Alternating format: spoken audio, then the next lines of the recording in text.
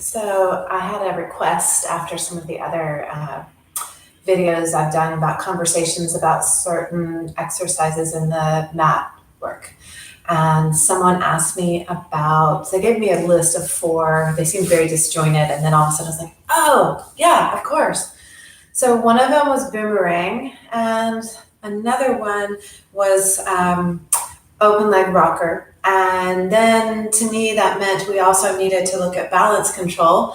And honestly, you can't look at any of those if you don't have the idea that rollover is about picking up your pelvis. So if you don't use, and that's not even said quite right, if you don't use your hamstring hip extension ability to allow the hamstrings to pick up the weight of the pelvis off your lumbar spine, then you won't have rollover. And if you don't have rollover, you won't be able to use the hamstring connection through the arms and open leg rocker to pick you back up. So that's one layer of open leg rocker that you really need to be able to have. So oftentimes people think that the most important thing to do is to grab onto your ankles and straighten your legs. And if you straighten your legs and you fall back, then you more than likely have lost that hip extension that you might have learned in climb a tree, that you might have learned even in the idea of leaning into one leg circle. As you take the leg around. And in the Center for Spatial Medicine's Contrology Pilates method, we really use the friction against the opposite leg and against the mat as a way to wake up the hip extension instead of overload the front of the leg. So if I were to go into rollover and I used my tuck of my pelvis instead of using the hip hamstring to pick up the weight of my femur and pick up the weight of my pelvis, then I'm not going to have the ability to then go into open leg rocker without collapsing my feet to the ground in the back. In Return to Life, we see this bend of the elbow at the back as an additional piece, and it's not to pull the legs down onto the mat, but it's to use the resistance of the legs coming down to pick up the pelvis even more, to stretch you higher up in your spine.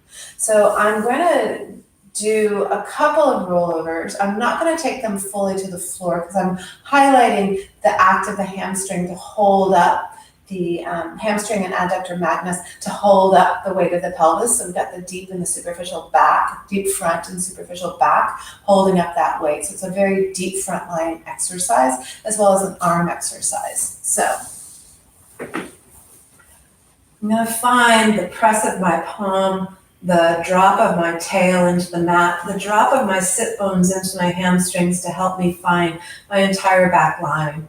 And then with the press of the palm, I float the feet, take them over without moving my hands so that I stay in the stretch of the lat and the back line.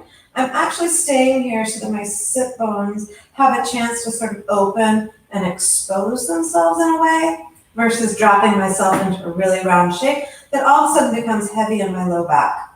So I'm letting my back stretch, but I'm not pulling my belly in. I'm not seeing how round I can get. I'm just in the support of my superficial front arm line and my superficial back line stretch.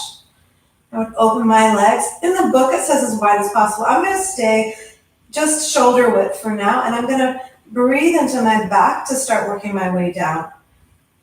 You can start to see that there might be a relationship to open leg rocker.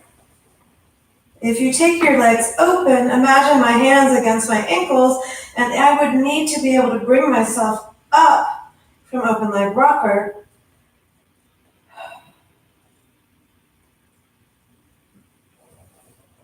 Okay, now I'm going to actually go into, instead of open leg rocker, I'm going to take my arms around, and I'm going to start to really work on the hamstring hip extension, adductor magnus hip extension in both my right and my left leg, so that I can start to take the leg up.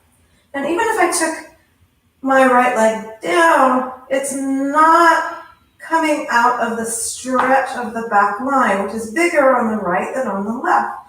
The reach of the left leg is what's picking me up, taking the weight off of my upper body.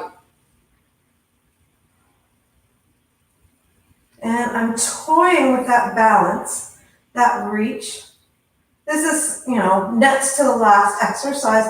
So you're fully primed to look for this quiet balance, right? So have that image, not of the leg being pulled down and inactive, but both hamstrings being there to pick you up. Okay? But if I bring myself back into rollover, here I am ready to go into open leg rocker.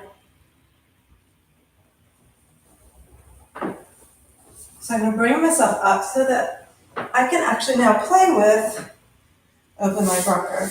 All right, so coming into it, we've just finished spine stretch. So we're down and as full into the opening of the back all the way through as possible. We add our hands in that transition, so I'm now touching my deep front line. And I'm using really strong sort of friction of my hand against my adductor, my deep front line, yeah. And I'm going to keep reaching my legs down into the table, and I'm rolling back. At a certain point, you see they floated up, and I'm still leaning into the back of the leg. And that's when I will come up into a bent-leg position and start to play with taking my feet up. Now, I'm flexible, there's no question. However, if I am flexible and I hang back, I am not connected. I'm hanging out of my shoulder joints and I'm dumping down into my lower back. And what I really want to do is climb taller and get higher than my legs. So if you're a really long-legged person, you need to get longer in your torso before your legs, I might have to edit that out, before your legs begin to straighten. Okay, so it's being up. Now, if I go back on my feet to the ground, which we've all seen, I'm not in that hip extension. So I'm going to go back. I'm going to stay in that hip extension. It resists the idea of the feet coming down. So when I bend my elbows, it's not pulling my feet down, but it's picking up my pelvis, which is causing me to have greater stretch around the upper back. Now, coming up is all about timing and coordination, which really is what we're working on in all of this. So I want to be in my arm lines to come up. And I want to climb higher and out of my lumbar spine. I'll roll back one more time, reaching out, not dropping down, but staying in the hip extensors. Elbows widen to give room for the spine to grow. And then coming up from there. And I need to find that I hung out. It's harder for me to stay connected. There we go. Who cares if you don't get it on one occasion, but you get it on the next occasion? That's what it's all about. It's going to open up your back, teach you hamstring, teach you hip extension with adductor magnus and your hamstrings, okay? So this is a pretty long one because we were also supposed to talk about boomerang in this. But start to play with these three, and then we'll add boomerang in because it's the sort of the penultimate, although balance control is the penultimate. It's the penultimate one as you're really having to test, do you have the ability to lay your legs down in that hip extension lightly on the ground at the very end? And you're using your arms in a less available support way. So see if that works. See if that lets you find a different way to address those and have fun.